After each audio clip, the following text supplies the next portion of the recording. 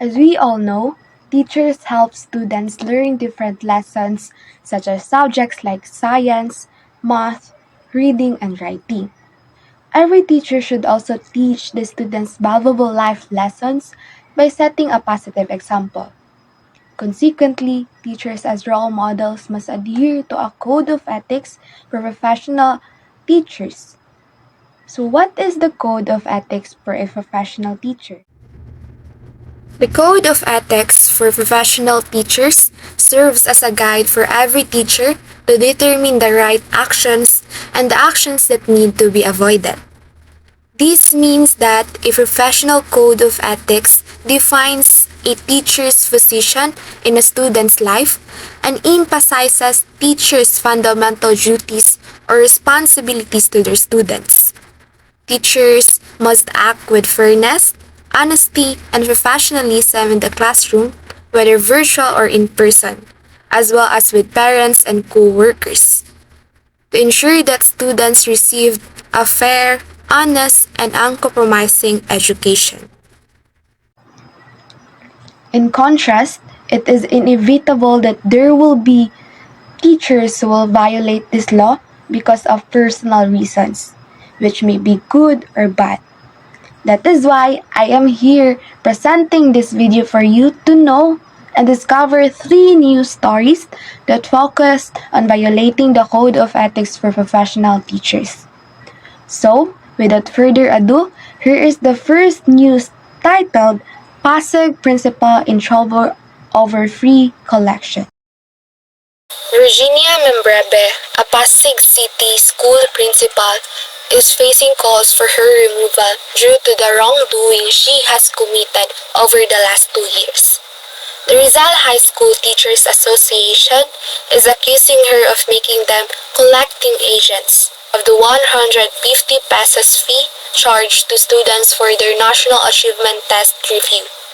In October 2015, 200 pesos was requested by 9,000 students for a stage play, but it was not pushed through due to their opposition.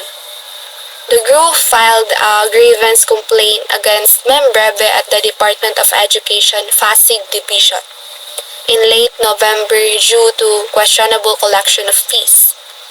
However, only half of the teachers signed the complaint due to fear of backlash and a debt of gratitude to Membrebe.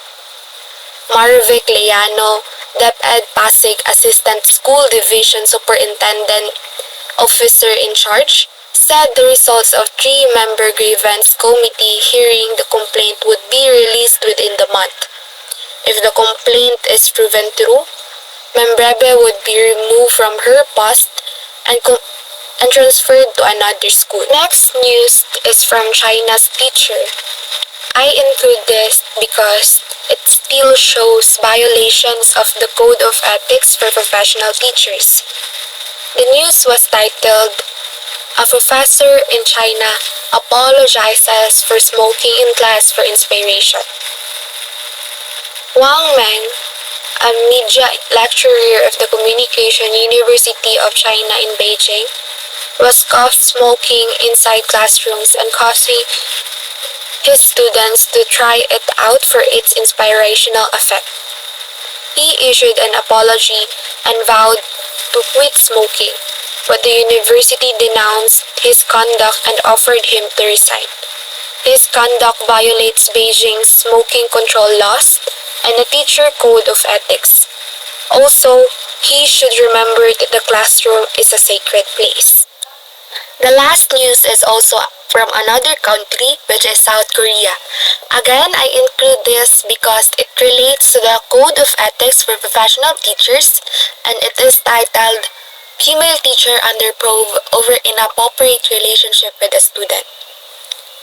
A female high school teacher in southeastern city of Daegu, South Korea has been under investigation on suspicion of having an inappropriate relationship with one of her students.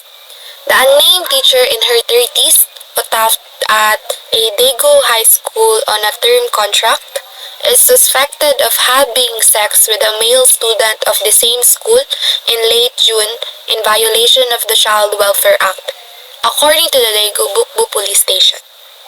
The case became known to the school after the police notified the Municipal Education Office of the start of an investigation into her. Soon after the notification, the school reportedly terminated its contract with her. The police said they are also looking into suspicions that the teacher may have been involved in the manipulation of the students' school records. Upon reading those news stories, it makes me realize that every violation that each teacher has committed is not acceptable. The first news specifically violated the Code of Ethics for Professional Teachers, Article 2 and Section 5, which state that teachers shall not directly or indirectly solicit, require, or collect or receive any money, service, or other valuable material from any person or entity for such purposes. The second also violated the Code of Ethics for Professional Teachers, specifically Article 3 and Section 3, which stated that teachers shall merit reasonable social recognition, for which purpose they shall behave with honor and dignity at all times, and refrain from such activities as gambling, smoking, drunkenness, and other excesses, much less illicit relations. The last one violates what is stated in Article 8 and Section 7, which stated a situation where mutual attraction and subsequent love develop between teacher and learner. The teacher shall exercise utmost professional discretion to avoid scandal, gossip, and preferential treatment of the learner. As we can see, and it is obviously, they violated what the set of rules written in the Code of Ethics for Professional Teachers. But still, there are some cases that is not proven.